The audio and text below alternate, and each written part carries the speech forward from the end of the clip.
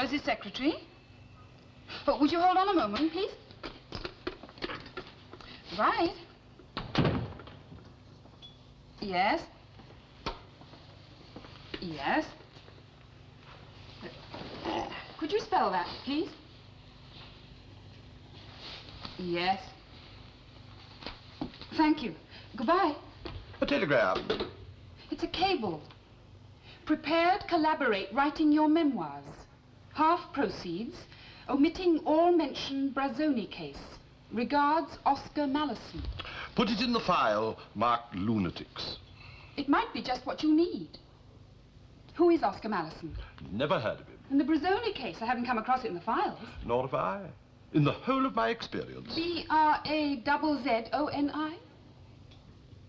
The cable was from Hong Kong. Then open a new file marked lunatics. Hong Kong. Hong Kong? 3.5 years. Did you like it there? Only thing they're short of is water. Bit dull here, though, isn't it? I mean, just the usual lunchtime crowd. It warms up in the evening. Yes, I've heard. Who's this, manager? Yes, Mr. Jago. G'day.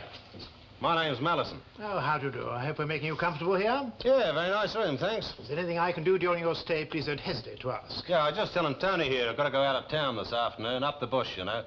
But I'll be back in time for the action. Action? Yeah, well, isn't this where it all happens? Oh, London, yes, yes. Has quite a reputation these days. No, I mean this pub. Heard in Hong Kong she was a good place.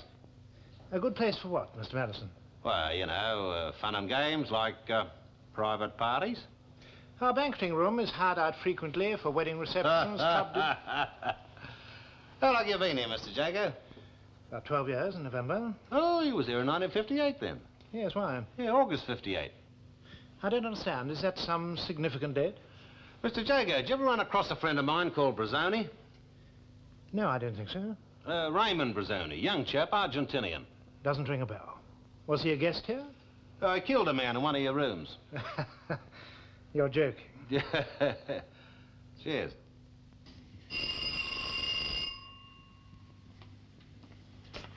Are you in? That depends. It's Nigel Chinnery. No author should be out when his publisher calls. He might be bringing money. Or ministers, as the case may be. Oh, it's all right. Drusilla's got him. Nice to see you. How are you? Thank you. You have a visitor. Halifax? Morning, Nigel. Morning, Charles. Not interrupting, I hope. Yes, but we authors welcome interruptions. Ours is a solitary life. As long as you can assure me that it really is solitary. You see, there's a rumour going round London that you've hired someone to write your memoirs. Ridiculous. I'm far too mean. Someone's put out a press release to all the papers, and as your publisher, I was asked if there was any truth in it. Not a grain. That's what I said. Good. Thank you. But now you're wondering. To be brutally frank, we're all wondering. Oh, it's ridiculous. Where do these stories start? Well, this one apparently in Hong Kong. Hong Kong. It only went to the dailies, but of course the Sunday World got hold of it, and they were onto me straight away, as you can imagine. Kicking up a hell of a fuss. Apparently it said this chap had just arrived from Hong Kong at your invitation to collaborate with you. Lunatics, Hong Kong. Exactly. He's some kind of hack journalist with 1 or 2 books to his discredit. You know the kind of thing. The Isle of Dogs Under the Blitz, written with P.C. Fred Mullins. Oh, dear. I was a teenage Stop. special... It's too much. Oh, thank you. Omitting all mention Brazzoni case? I had, in fact, intended to omit all mention of the Brazzoni case. Why? For the very simple reason there never was any such case.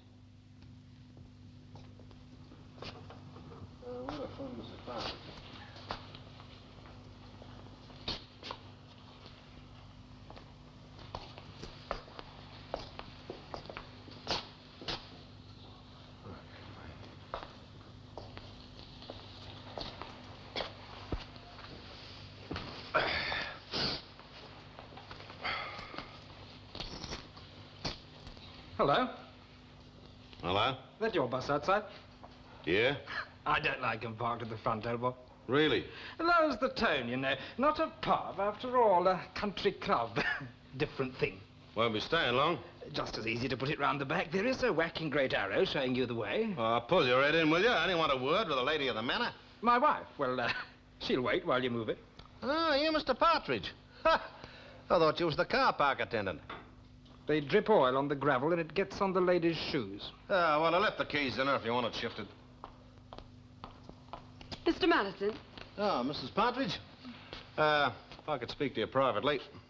Philip, would you mind? He's left his car at the front. So you know what you can do.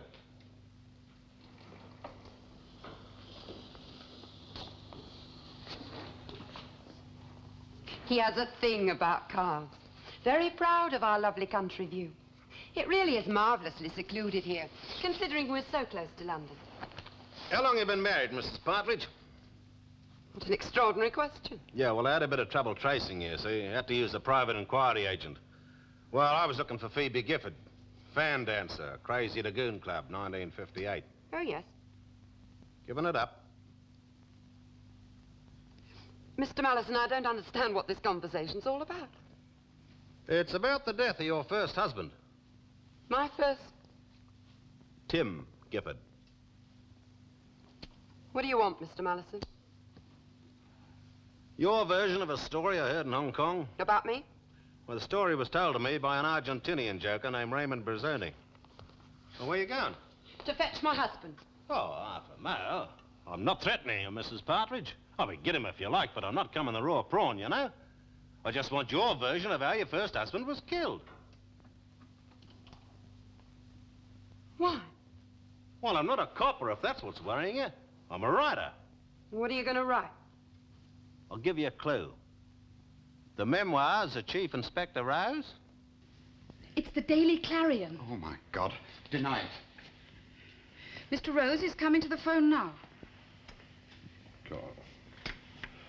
Rose here. I have indeed. I think all I can say at the moment is no comment. Goodbye. No comment. You must be out of your mind. Why didn't you deny it? I'm not in a denying mood. Damn. They're not going to like this on the Sunday World. Isn't all publicity good publicity? Thank you. You know, it's quite possible that the Sunday World will cancel this contract. Can they do that? With every justification. But the book is not being written by a ghostwriter. It's not being written, period. But you haven't denied it, Charles. Why not? Yes, why didn't you? I don't understand that either. Tell them, John. Is this my mental exercise for today? It is.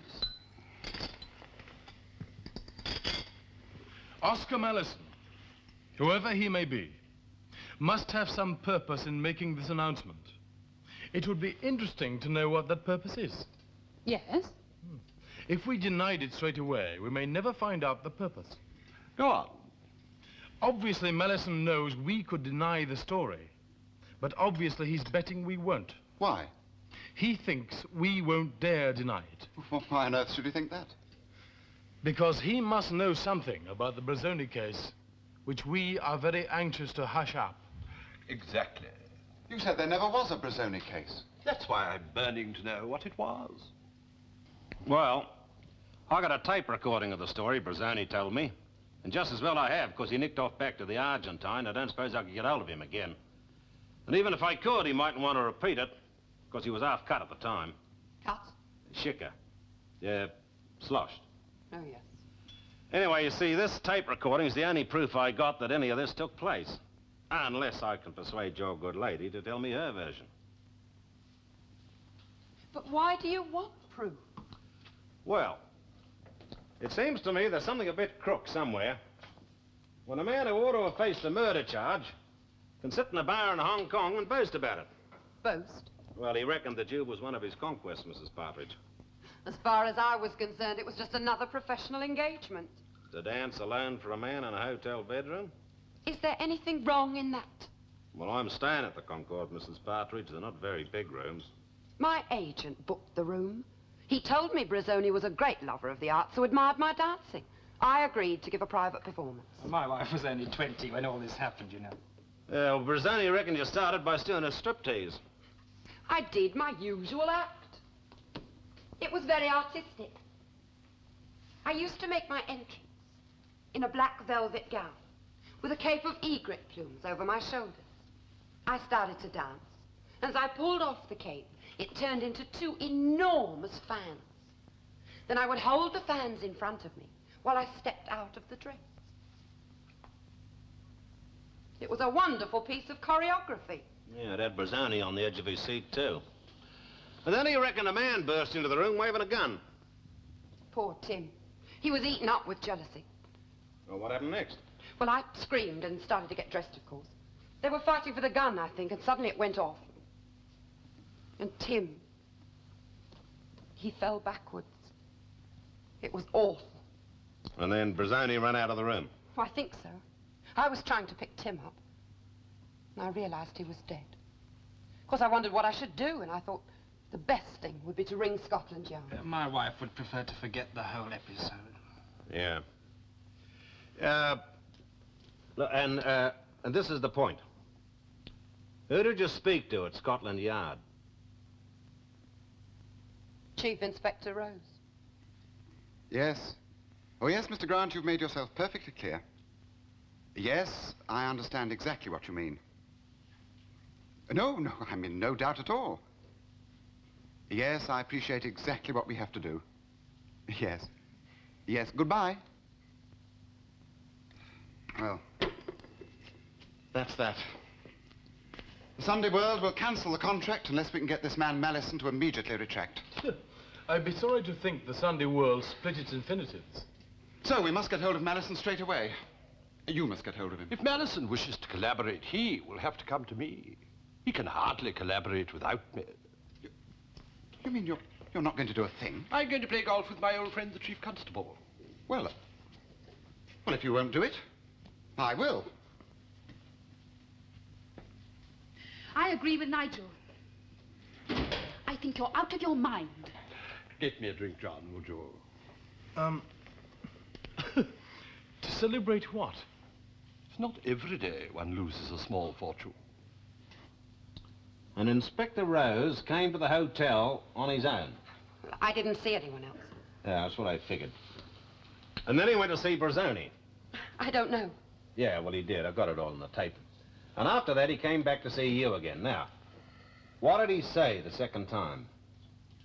He said that as Brazzoni was a distinguished foreigner, he could claim diplomatic immunity, but that he'd see the Argentinian ambassador and Brazzoni would be sent home to be tried in his own country. Is that all? Yes. Why? Well, when Rose saw Brazzoni, he told him he'd have to face a murder charge. But it could be hushed up at a price. Do you mean Inspector Rose? Oh, I don't believe it. That's monstrous. Are you sure? Well, I've got Brazzoni's own story on the tape, and what you've just told me confirms it. Rose took money. Brazzoni left the country the following day. But before he left, he paid Rose 20,000 quid in cash. That money went into Rose's pocket. And I don't think he ought to be allowed to get away with it, do you?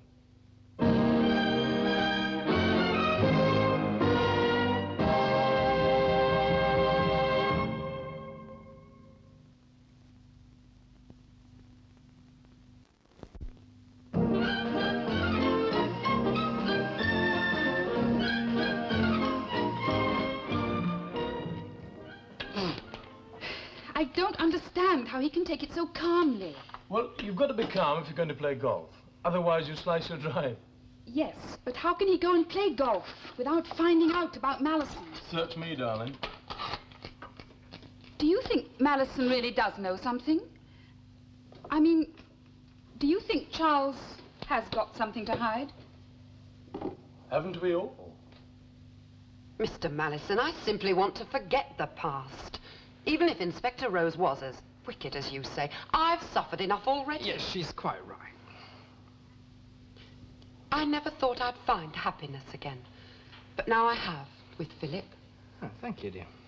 The last thing I want is that whole terrible time raked up all over again, with the papers and the witness box. We wouldn't allow that to happen. I'm sorry, Mr. Mallison. I do appreciate what you want to do. We certainly do. And morally, I'm sure you're quite right, but I definitely can't help you. I'm going to let bygones be bygones. Rose got 20,000 quid from Brazzoni, tax-free. It'd be just as moral, be more than moral, it'd be poetic justice. What? If Rose had to repay that money as compensation, without a whisper of this ever reaching the ears of anyone, except us three. Wouldn't that be something like blackmail? Oh, we couldn't be mixed up in blackmail. Look, Rose is getting a bundle for his memoirs. Then there's the book royalties, overseas rights, film rights maybe.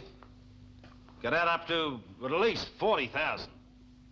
So I go and collaborate with Rose. I take 50%, all legal and above board, and I give you 50% of my 50%. I still don't like it. Mrs. Partridge, you help me, I've got a much stronger case. You don't help me, we'll go it alone. Phoebe, I think we should help. Good on you. In any case, there'd be no harm in the three of us going to see Rose. Well, if you think so. Putting our cards on the table, as you were saying, everything above board. Yeah, that's it. As it happens, Rose is only living about 5 miles away from here. I know. So since we're neighbours, as it were, why not leave all the arrangements to me?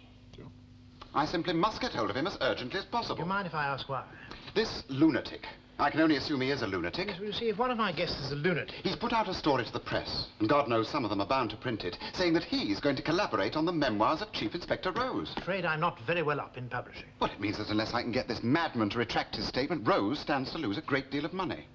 Not to speak of a great deal of reputation. Ah, I see. And I myself shall look an absolute nit, which is why I must find Mellison. Well, I only wish I could help you. I've no doubt he'll be back sometime. I imagine. I'll wait.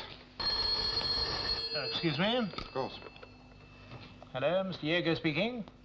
Oh, hello. Would you hold on one moment, please? I wonder if I could ask you to forgive me a private matter. Of course, I'll be in the lounge. All right, I'm on my own now. Did he find you then? Yes, I thought he might do.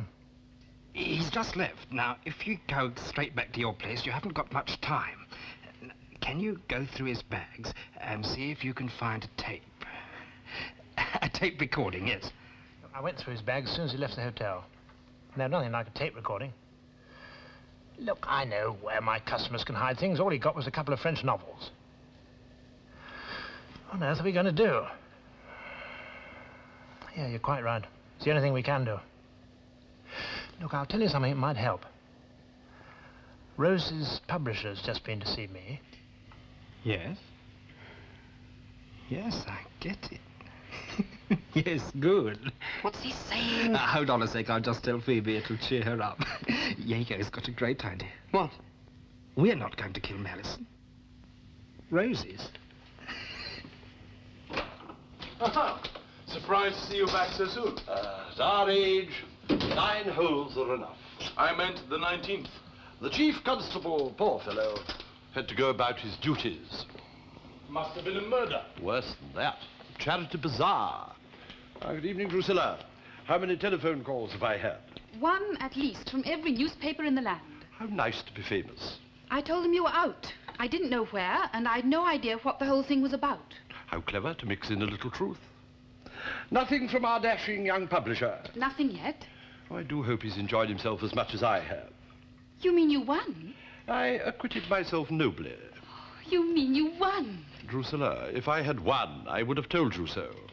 Let us say it was a damn close-run thing. That's him, sir, coming in now. Oh, thank you. Thank heavens. Tony, obey the gums. Large touch? Right, sir. Oscar Mellison. That's me? My name's Chinnery, Nigel Chinnery. No. I believe we're in the same line. Oh, you're press man? Not exactly. Saw my release there, did you? Yes. Yeah, be in all the morning papers, too. Nice publicity, eh? Yes, but, Yeah, Murder Was My Business by Charles Rose as told to Oscar Mellison. All right? Oh, you've decided what to call it, have you? Yeah, well, it's obvious, isn't it? I mean, I can see it at all the railway stations now. Sell 1 million. Classic of its kind. Mr. Mellison, I happen to be Mr. Rose's publisher. Go on. Then we'd be working together. We will not be working together because you will not be writing this book. Rose is writing it alone. Huh. Want to bet? He's never even heard of you. Yeah, as a matter of fact, I'm seeing him tonight. As Mr. Rose's publisher, I think I should warn you that unless you issue an immediate denial... Excuse me, gentlemen. You're wanted on the phone, sir. Mr. Charles Rose. We shall consider taking legal action. Hello. Yeah, that's me. How you going? Yeah, well, it's time we met, isn't it? Wow. Got to make a nice, friendly deal? Well, sure. 10 o'clock at your place suits me fine. You get the bottle out, Sport. I'll be there on the dot. Let me talk to him. Hey, Rose! Too late. He's gone. Meeting him tonight. What'd I tell you? I reached a green in 3. Admittedly, the short 5th, which other people reach in 1. I detest you when you are being inscrutable. I'm the most scrutable person in the world. Even a child could scrut me. You. Or whatever suits your purpose. I plead innocent. For once, you know exactly as much as I do. Oh, answer that, Drusilla, would you? In case it's the Daily Screen. Mr. Rose's secretary? Who's that calling, please? Would you hold on? It's Malison. What does he sound like? English? English? Indeed. Hello, Mr. Malison. I wondered if I could come over and see you this evening. Good. Say 10 o'clock. Right. Oh, there is just one thing. I want to talk to you very confidentially, so I don't want to come over unless you're alone. Yes, alone in the house. No one else there. Yes, of course. I do understand. It's easily arranged. I promise you I'll see to it. 10 o'clock, then. I look forward to our meeting.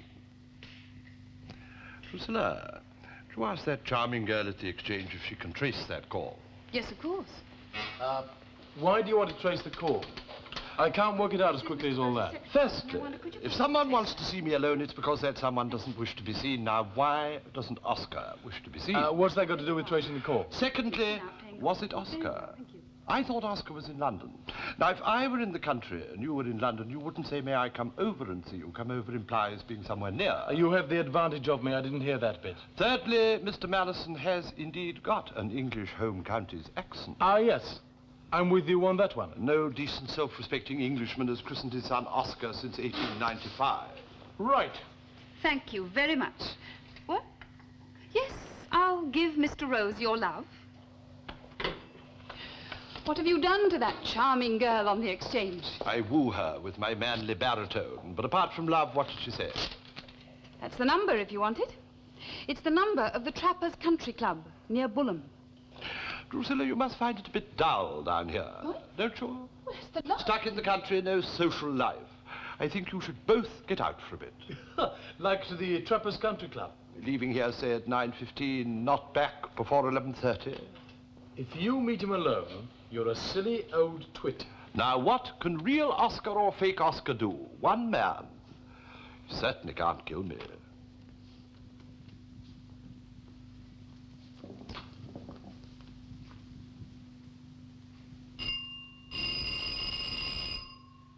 I'll go.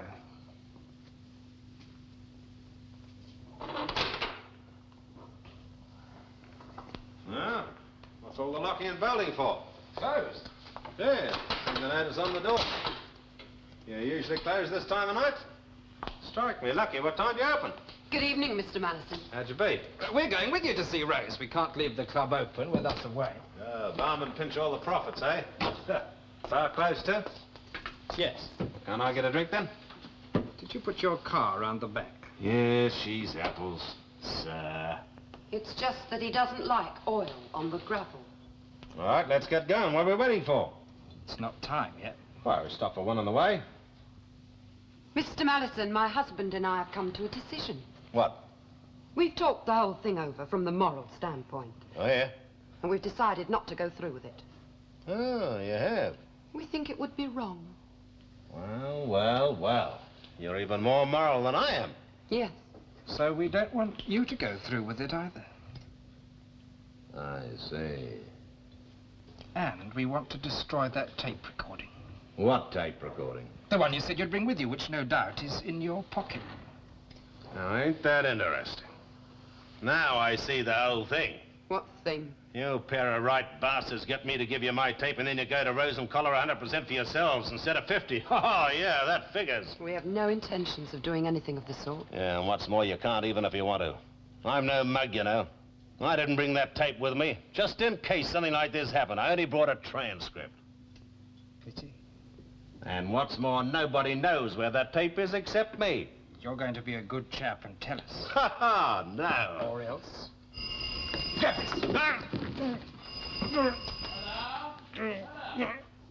Anyone know? Can't they read? We're gonna suffer somewhere. They've gone. So now you know why we're closed. Uh-huh. Last chance, that tape. Now!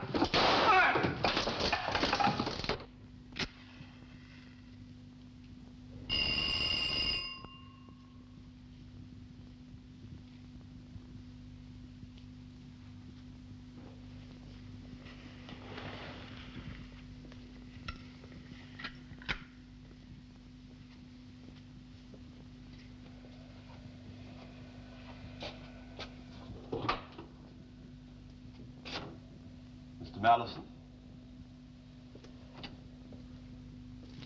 You may be a ghostwriter, Mr. Mallison, but there's no...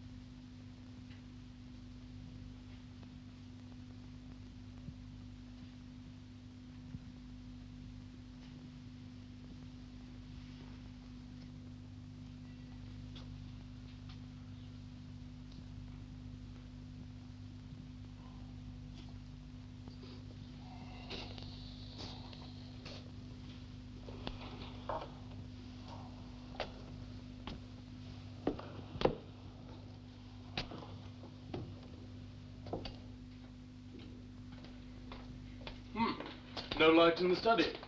Or in the drawing room. He must have gone to bed. What, with that car outside? Somebody else's? You said 11:30.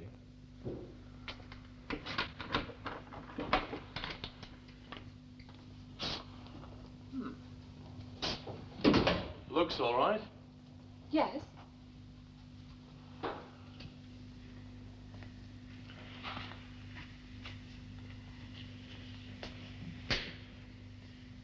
Mr. Bones, the butcher. Has gone to bed. Shall I go make sure? No, why?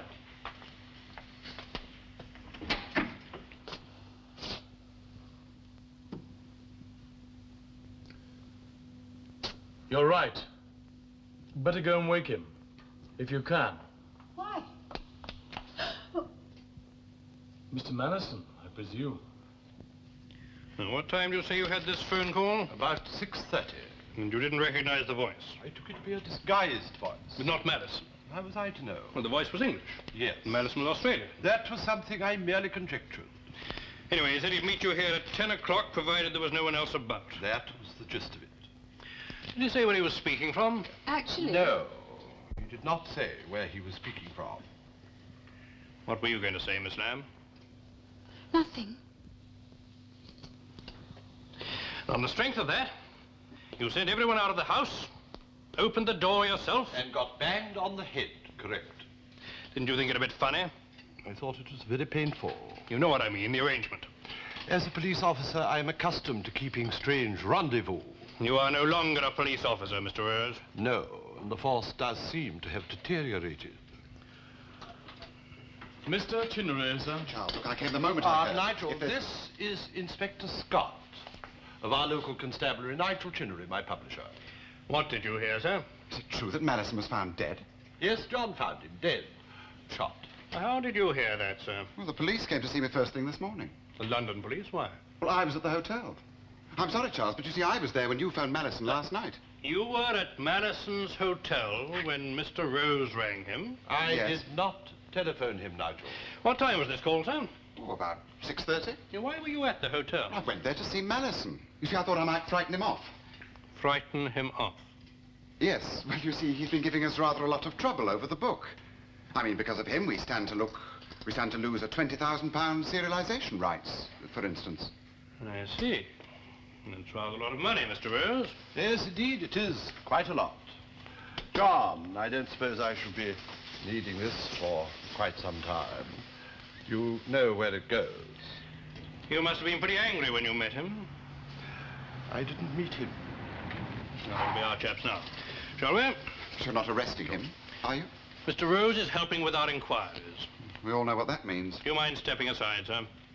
Let's go.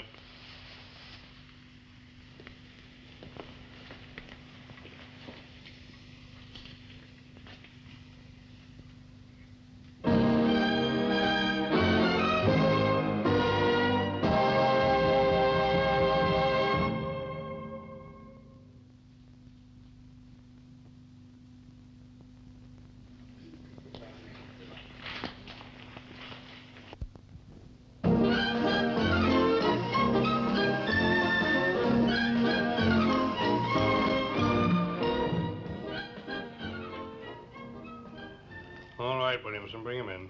Sir.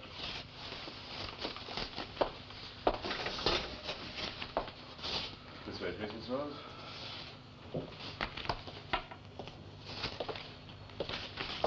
That's all, Williamson. Sir. Sit down. Thank you. You're in a bit of a spot, aren't you? Do you know something I don't? This is a pretty damning report. How long since you were made? 4 years. Why? You were at the yard once, weren't you? I transferred here as detective sergeant. Yes, I thought I remembered your face. I don't remember yours. Many commendations in your career.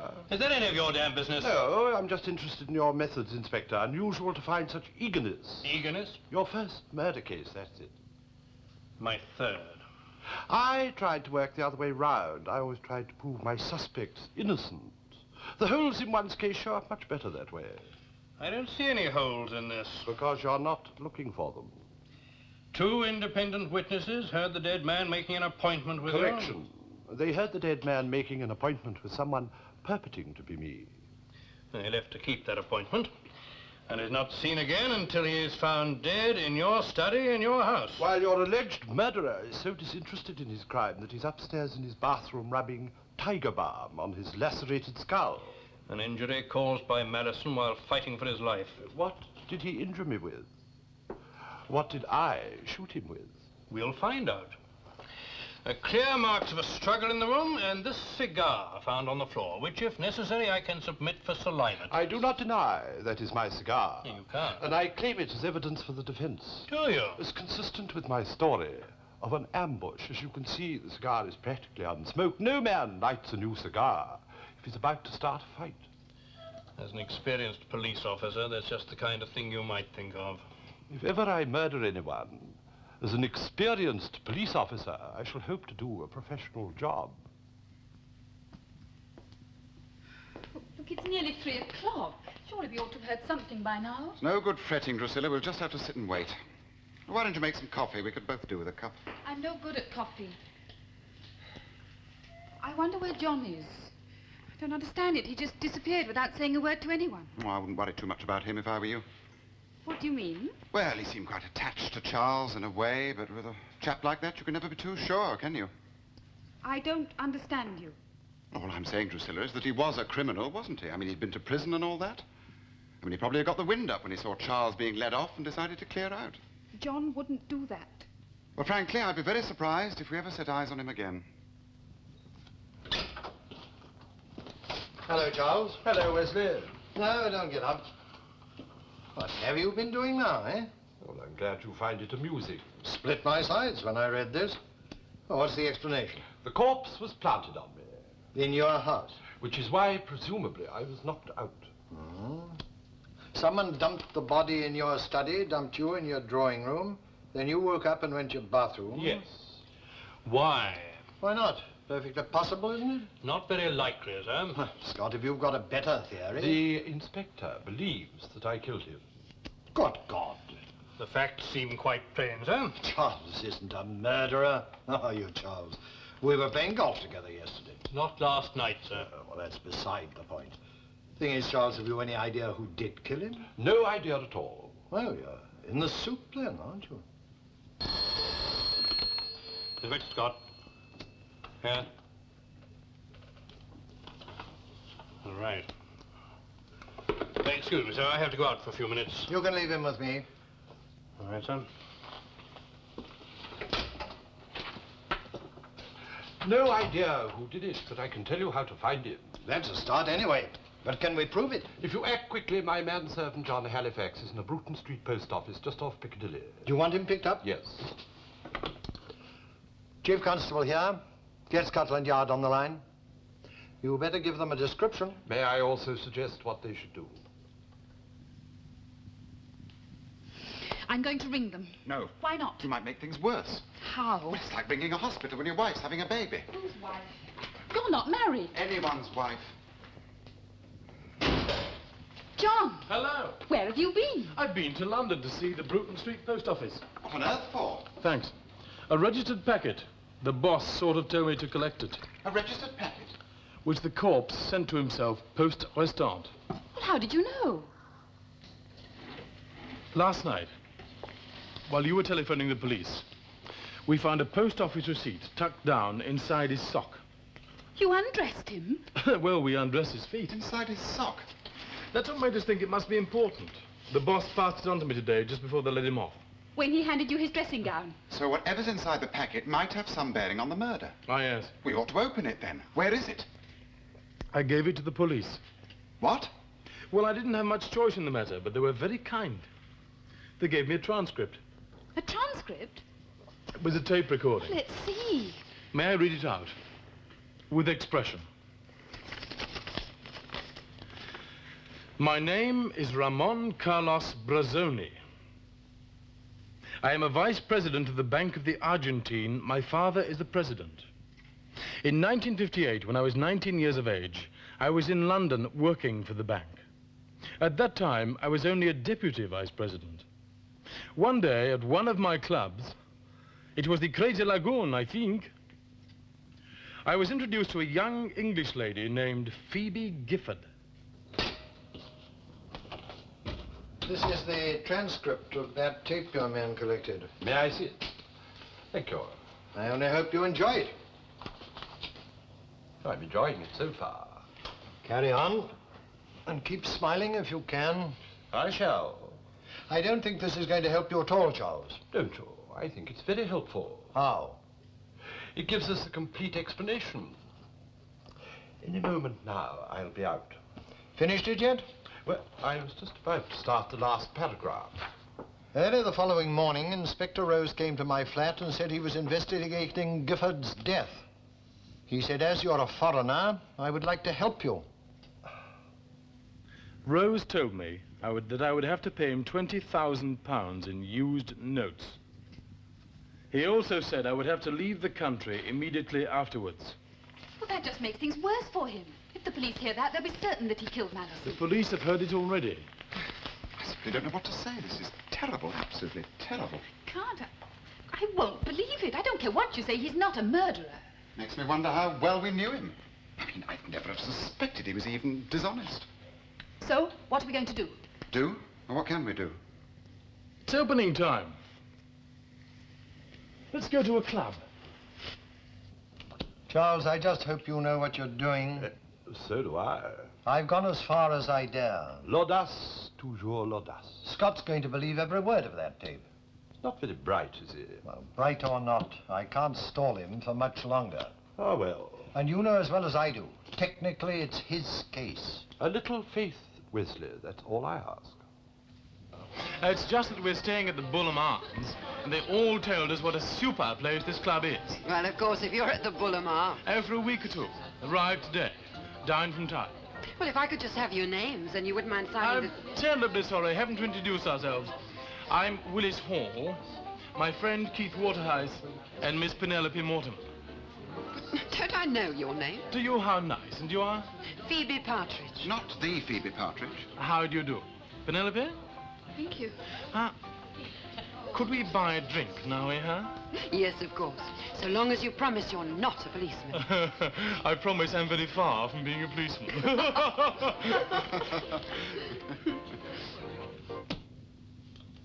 There you are. What did I tell you? I'm out. Excuse me, sir. I'm sorry if he's a friend of yours, but I feel it's my duty to place this man under arrest. I can't stop you. Well, Charles? I'm afraid I can't stop him either. In fact, far be it from me. Charles Rose, I'm arresting you for the murder of Oscar Madison. I understand that. I hereby caution you, you're not a blind... I do think we could take that as read. I threw caution to the winds years ago. Well, that's how you want it. However, I have the right to ask your reasons for this arrest. Tell him, Inspector. Madison was found shot dead in your house at a time when you were the only other person there.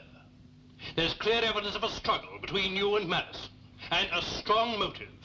Yes. In that Madison's actions were liable to cost you a great deal of money. Is that all, Inspector? Well, isn't it enough? Look, would you mind telling me Gently now. what we're doing here? I've got me orders, miss. Whose orders? Rose, of course. I don't work for anyone else. Listen, if you don't come clean, I'm going to scream so loudly that I'll shatter every single glass in this club. When I got to the Bruton Street post office, I found half Scotland Yard waiting for me. What? Sir tipped them off. So why? That's why it's so long. We had to steam the packet open, make a transcript of the tape, put the tape back again, seal the packet up again as if nothing had happened. You're still not explaining a thing. Once upon a time, there was a charming couple who worked a variation of the badger game. The what, Dave? Here we are. You sure you wanted neat gin? I may need it. May we move to the bar? Yes, why? I've just seen a dead man.